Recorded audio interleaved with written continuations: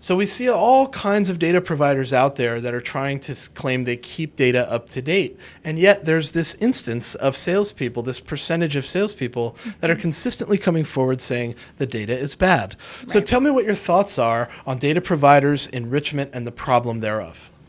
I think that's a really good point. I don't have an answer quite yet for a lot of my clients. I stumped her. I got her. You all saw it. I got her. It's really hard. We actually just had this with the most recent client of mine. They're a membership-based company, and the free memberships are when somebody's usually like an RN at a hospital or interning or being a resident. And once they move to the paid version, they have to give a different email because they got a job somewhere. And they actually, their number one thing they talked about was a lot of our email addresses are junk because people move companies. They're bouncing back, yeah. Right. So I think enrichment is important. You know, there are a lot of tools out there, but also you need to make sure that you have a sales team and a Salesforce admin that's following up with knowing when these leads are considered, you know, junk now. Junk leads, yeah. Sure. So deliverability programs, you know, data enhancements, data cleanliness is huge because if you're still emailing these people and sales is thinking that there's still somebody that's a prospect, well, you don't even have the right contact information anymore. Yeah, the contact information shifts so rapidly these days that I use the event model as a great example. I've done 80 Salesforce events, give or take, in the 3 or 4 years that I've been doing events in the Salesforce ecosystem. So I'm pretty well known in those, and I'm good for scanning a lot of leads. People like talking to me. Imagine that. I'm on a podcast host, right? Yeah. But I'll scan 200, 300 leads in a day, people coming by the booth, wanting to ask questions. Here's my card. Here's your card. Let me scan your badge. 2 weeks later, a good 25, 30% of those leads are bad because those people got new jobs, new roles, their domain changed, the company rebranded, everything's different now. And that seems to be a huge problem when it comes to data decay for people that do events.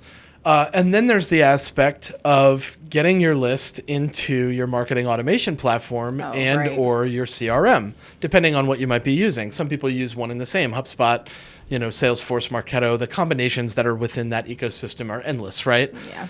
But getting that list uploaded in there and being able to pick out good and bad data, that's a huge challenge. So tell me a little bit about your experience in that world. Yeah, it is a huge challenge, especially at trade shows. So, you know, I was a vet manager before, so that was an issue. I did know that. Yeah, I always came through.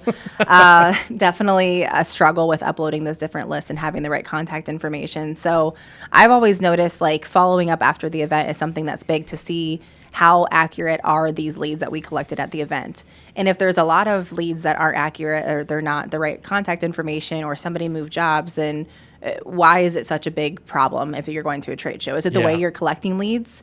You know, back the days when you did manual where people misspelling the email addresses, well, then you need to get something automated where... The fat finger problem. Yeah, right. So you need to get something automated where, you know, whether you have business cards or you have a landing page, something there to be able to validate that data when you're collecting the leads. So I've always noticed, I mean, automation's key in general. Like anytime you have something that's going to be a little bit more manual, the more errors that'll happen.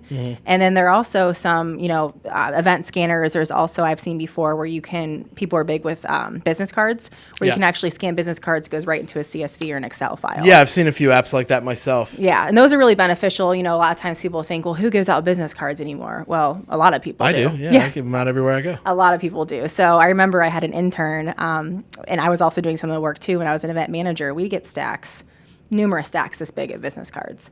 And, you know, it would take hours to input it until we had, you know, whether it was an in-scanning app at an event or this app that you would just scan the business card, take it out, and uploads for you. I think some type of automation of being able to keep that data clean is important. And then following up after the event. If you follow up and you have an 80% deliverability rate to leads you just collected, okay, what's the issue? Why is it off so much? Right. Yeah, so I feel like navigating and auditing and doing research beforehand of what the problem is going to help you define what your solution could be. So navigate, automate, validate, right? Or navigate, validate, automate probably would be the way to go. That would probably be it. That's the order of operations. Yeah, but there. that's, you heard it here first. We're coming out with a new tool.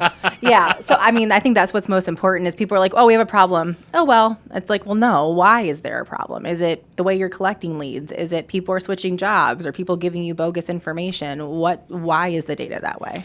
Yeah, I think it's that way for a couple different reasons. And I always think it comes back to communication about the process. And usually this is a communication breakdown between sales and marketing. Imagine that.